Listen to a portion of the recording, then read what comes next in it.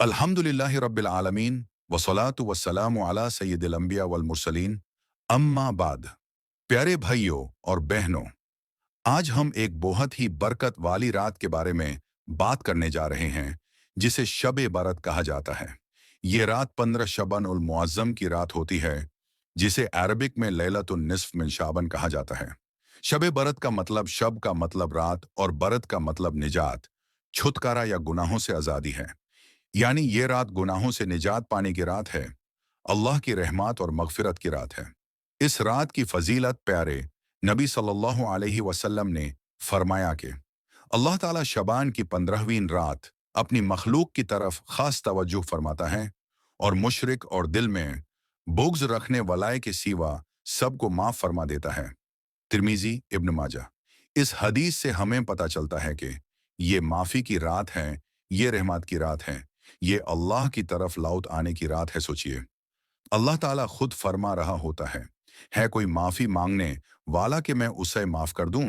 है कोई मांगने वाला कि मैं उसे अता कर दूँ?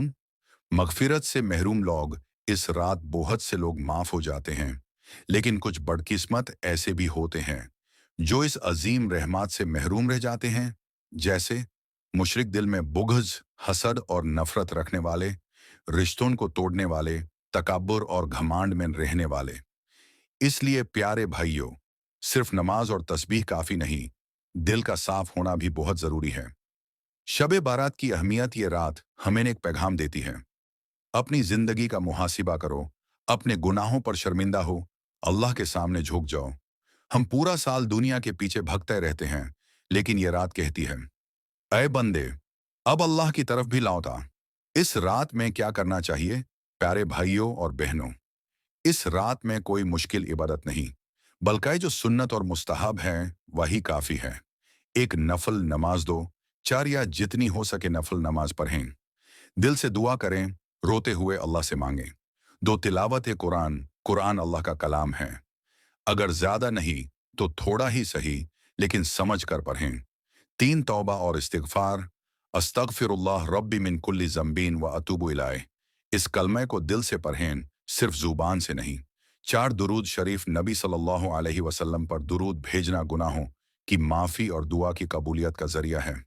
दिल साफ करना सबसे अहम अमल। प्यारे भाइयों, अगर हम पूरी रात इबादत कर लें, लेकिन दिल में बुग़्ज़ हो, तो फ़ायदा कम हो जाता है। इस रात जिससे नाराज़गी हो, उस माफ़ कर दें, दिल से हसद निकाल दें, अल्लाह के लिए सबको माफ़ कर दें। याद रखें, अल्लाह भी उस माफ़ करता है जो दूसरों को माफ़ करता है।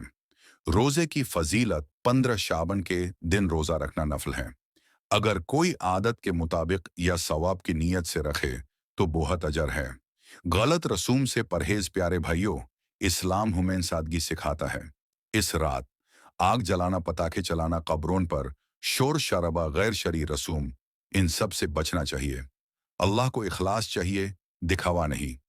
आखिरी पैगाम, शब बारात एक मौका है अल्लाह से सुलह करने का, अपनी जिंदगी सुधारने का, गुनाहों से छुटकारा पाने का। क्या पता अगली शब बारात हम जिंदा हों या ना हों। इसलिए आज ही, या अल्लाह, हमें माफ़ फरमा, हमारे वालिदैन को बख्श दे और हमें अपना फर्माबरदार बंदा बना दे। दुआ है अल्लाह ताला हमें शब बारात की हकीकी बरकतीन नसीब फरमाए। आमीन।